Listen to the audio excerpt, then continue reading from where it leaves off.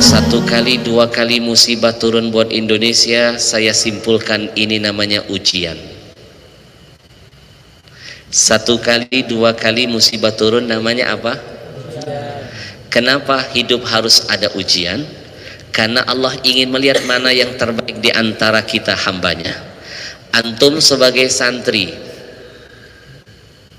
kalau ingin naik kelas, antum harus ikut ujian. Kalau antum bisa naik kelas tanpa ikut ujian, antum nyogok.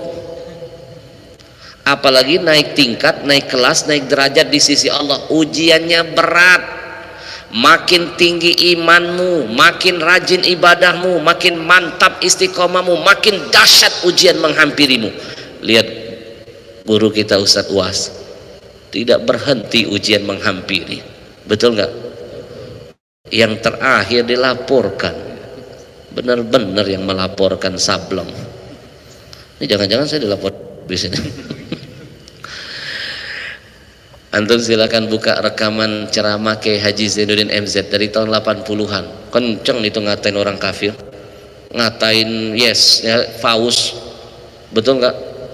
Zainuddin ngomong, saya berbicara di hadapan saudara-saudara saya, kalau anda marah tutup kuping anda, kenapa anda dengar? Saya tidak mengundang anda dan saya tidak dalam konteks menceramahin anda. Betul nggak? Loh, UAS bicara di masjid yang diceramain saudara sendiri, apalagi menjawab pertanyaan. Benar? Jadi kalau masih ada yang menganggap UAS salah, berarti otaknya yang salah. Asyidda alal kufar, sifat Nabi itu tegas kepada orang kafir. Betul? Bangga saya punya teman sahabat kayak UAS, disuruh minta maaf. No! Apa yang perlu saya minta maafkan? Saya tidak salah. Yang nyuruh minta maaf ini yang harus dipertanyakan orangnya. Betul nggak? Betul? Inilah kadang-kadang, kalau boleh jujur ya, sekarang ini Indonesia ini krisis ulama yang istiqomah. Dapat gaji 100 juta, modar imannya. Dapat jabatan, hilang suara vokalnya. Padahal istiqomah itu jalan untuk dia selamat dunia dan akhirat. Demi Allah saya sampaikan dalam forum ini, mau saya hebat apapun ilmunya, kalau dia tidak istiqomah, dia nggak akan selamat dunianya apalagi akhiratnya. Al istiqamah thariqatun ila salama. Siapa yang selamat dunia, selamat akhirat, maka dia wajib istiqomah. Yang benar katakan benar, yang salah katakan salah. Jangan takut dengan intimidasi, jangan takut dengan ancaman. Bila perlu jangan takut walaupun nyawa harus melayang demi untuk menyampaikan sebuah kebenaran. Takbir! Oh, panas ini sudah mulai.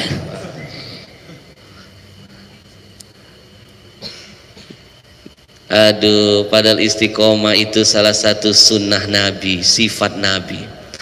A'dhamul karama luzumul istiqamah. Siapa yang ingin mencapai derajat paling tinggi di sisi Allah yang maha tinggi, itu hanya bisa ditempuh dengan istiqomah.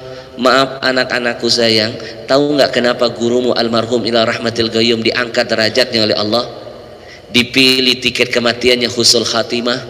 Kenapa saya meyakini almarhum ila rahmatil qayyum Kiai Haji Muhammad Arifin Ilham husnul khatimah ini pasti? Kenapa? Karena dilihat apa terakhir yang sebelum beliau lakukan. Nih saya bocorin, kalau mau tahu ciri-ciri orang husnul khatimah, satu, antum lihat hari terakhir apa sebelum dia wafat. Siapa yang wafat malam Jumat dan hari Jumat, maka dia insya Allah masuk kategori husnul khatimah. Karena hari Jumat banyak kemuliaannya. Di antara kemuliaannya selamat dari azab kubur. Siapa yang wafat malam Jumat, ada yang mau daftar sekarang? Ini kan malam Jumat. Atau wafatnya hari Jumat, selamat dari azab kubur.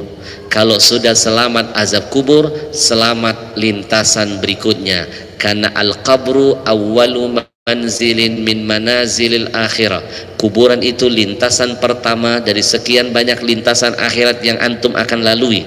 Kalau lintasan pertama selamat, selamatlah lintasan setelahnya. Faman lam yanja, siapa yang tidak selamat, fama ba'dahu asyad, maka lintasan setelahnya pasti akan mengalami kesulitan. Betul? Yang kedua, antum lihat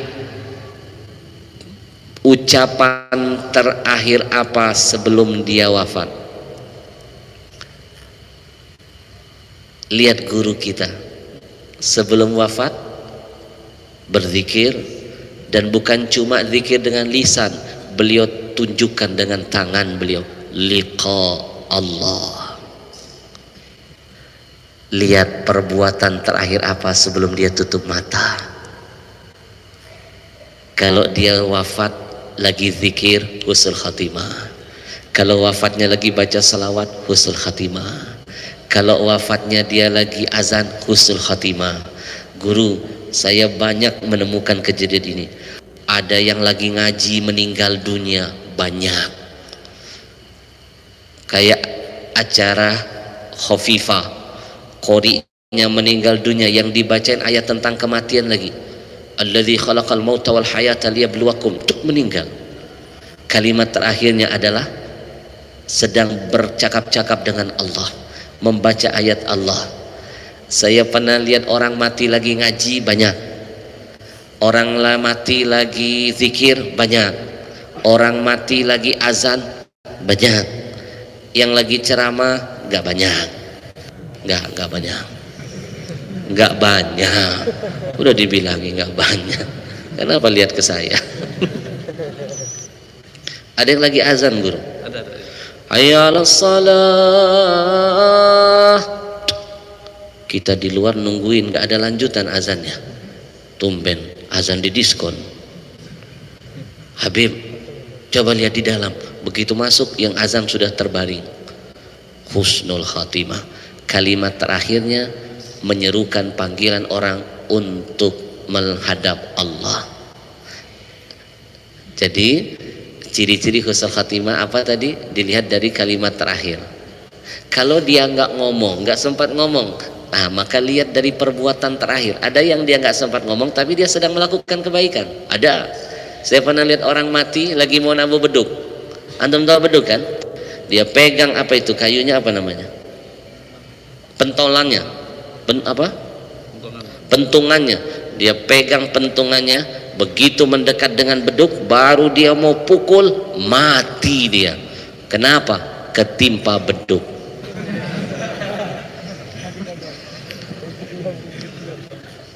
Tapi yang penting dia sudah punya niat ingin melakukan kebaikan, membunyikan sesuatu, pertanda waktu sholat sebentar lagi tiba. Itu niat baik gak? Husnul khatimah. Yang berikutnya dilihat dari tempat terakhir apa sebelum dia meninggalkan dunia. Kalau dia meninggal di dalam masjid, masjid ini kan rumah Allah, husnul khatimah. Lihat Mbah Maimun meninggalnya di kota suci Allah pilih, Makkah Al-Mukarramah, kota Syarifain. Makkah Madinah itu kota mulia. Siapa yang wafat di sana insya Allah dapat kemuliaan dari Allah. Sudah wafatnya di kota Mekah, disolatkan oleh jutaan orang yang sedang beribadah, dimakamkan di sebuah kawasan bersama keluarganya Rasulullah. Ada Siti Khadijah, ada keluarga Nabi yang lain. Enggak berkah. Al-makan bil makin. Nih catat ya. Al-makan bil makin. Orang itu bisa jadi mulia tergantung siapa lingkungannya. Antum pengen ngetop, bergaul dengan orang ngetop. Antum pengen pintar, cari teman orang yang pintar. Antum pengen hafal Quran, cari teman-teman yang rajin menghafal Quran. Antum kepengen pandai berceramah, cari teman-teman yang pandai berceramah. Antum ingin sering sholat malam, temani orang-orang yang sering sholat malam. Antum bisa mulia, siapa yang ada di sekitar antum. Kalau bergaul, berteman, paling tidak mencintai orang-orang yang mulia, maka antum tergolong orang yang mulia nantinya.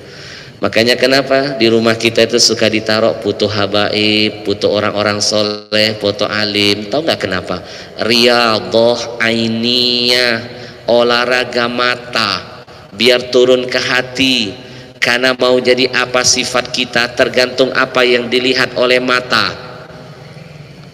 Kalau sering lihat yang maksiat cenderung akan berbuat dosa. Tapi kalau sering lihat sesuatu yang ibadah, manfaat, akan jadi manfaat. Betul? Lihat orang soleh, lihat foto guru kita Kiai Haji Muhammad Arifin Ilham, lihat fotonya, ya Allah, cenderung kepengen ngikuti ibadahnya. Kenapa? Dari sering melihat menumbuhkan rasa cinta. Kalau sudah cinta, kita siap meniru apapun yang dicontohkan oleh yang dicintai. Kenapa para sahabat sampai sekarang dan insya Allah sampai hari kiamat kita akan selalu mengikuti sunnah Nabi. Apa yang dilakukan Nabi, mulai Nabi melek sampai Nabi tutup mata, kita ikuti karena itu ada cinta kita kepada Nabi. Alhamdulillah. Salatullah salamullah ala taha rasulillah. Salatullah salamullah